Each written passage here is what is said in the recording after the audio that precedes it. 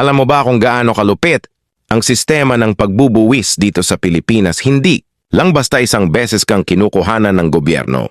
Hindi lang dalawa, paulit-ulit tayong dinadaya sa sariling bansa natin, habang ang malalaking kumpanya ay nakakahanap ng paraan para iwasan ang mataas na buwis, tayong maliliit na mamamayan ang mas pinapahirapan.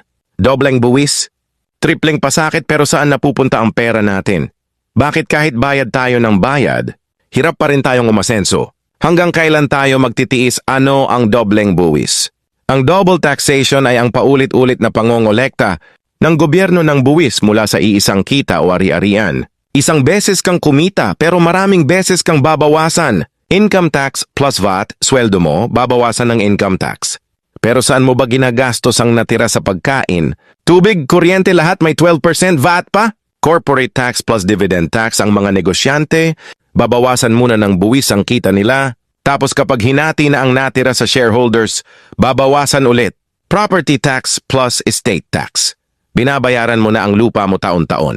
Pero kapag namatay ka at ipinamana mo ito, kailangang magbayad ulit ng estate tax ang pamilya mo, kahit nabayaran mo na yan habang buhay ka pa. Excise tax plus VAT sa gasolina. Kada litro ng gasolina, may buwis na. Pero bakit kapag binili natin, may VAT ulit? Kaya naman ang pamasahe, bilihin, lahat sumisirit ang presyo. Ang epekto sa karaniwang Pilipino, sino ang pinakaapektado ng dobleng buwis na ito? Tayo ang maliliit na tao. Tumaas na sahod mo, maliit pa rin ang natira sa'yo. Hindi mo maramdaman ang dagdag sahod kasi bago pa dumating sa kamay mo, kinakaltasan na ng todo. Kahit OFW ka, di ka pa rin ligtas. Napilitang lumayo sa pamilya para magtrabaho abroad, pero kapag nagpapadala ka ng pera, may buwis pa rin sa remittance. Mahalang bilihin, pero saan napupunta ang binabayaran mong buwis? Roads, hospitals, education. Bakit parang wala tayong nararamdaman na pagbabago?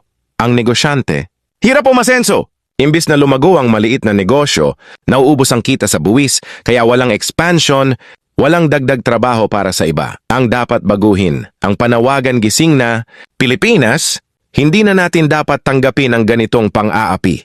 Bawasan ang hindi makatarungang buwis. Bakit ang ordinaryong Pilipino, ang pinapahirapan habang ang malalaking negosyo ay may tax exemptions, tanggalin ang doble-dobleng buwis? Isa lang ang kita, isang beses lang dapat buwisan. Gawing patas ang sistema, ang mayayaman. Nakakaiwas sa buwis dahil may koneksyon sila.